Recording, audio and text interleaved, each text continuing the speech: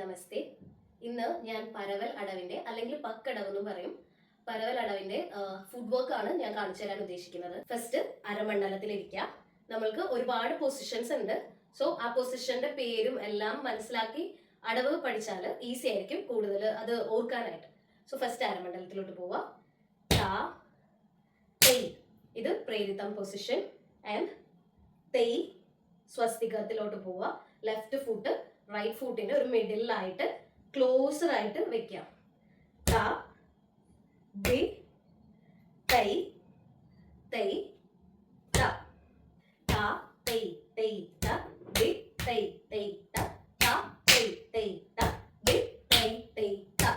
ഈ അടവ് കളിക്കുമ്പോൾ അരമണ്ഡലത്തില് സസ്റ്റെയിൻ ചെയ്ത് ഇരുന്ന് കളിക്കണം.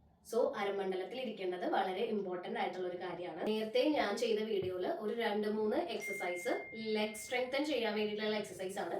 അതൊന്ന് ചെക്ക് ചെയ്യുക. അതൊന്ന് പ്രാക്ടീസ് ചെയ്താൽ കൂടുതൽ നേരം അരമണ്ഡലത്തിൽ ഇരിക്കാനുള്ള ഒരു കപ്പാസിറ്റി നമുക്ക് കിട്ടും. ആ കേപ്പബിലിറ്റി നിങ്ങളെ കൂടുതൽ നേരം അരമണ്ഡലത്തിൽ ഇരിക്കാനും പിന്നെ ഈ അടവ് കളിക്കാനായിട്ട് കുറച്ച് ഈസി ആയിട്ട് കളിക്കാനായിട്ട് നിങ്ങൾക്ക് പറ്റും. ഈ വീഡിയോ എല്ലാവർക്കും ഹെൽപ്ഫുൾ ആണെന്ന് ഞാൻ വിചാരിക്കുന്നു. So for more videos please follow my page. Thank you.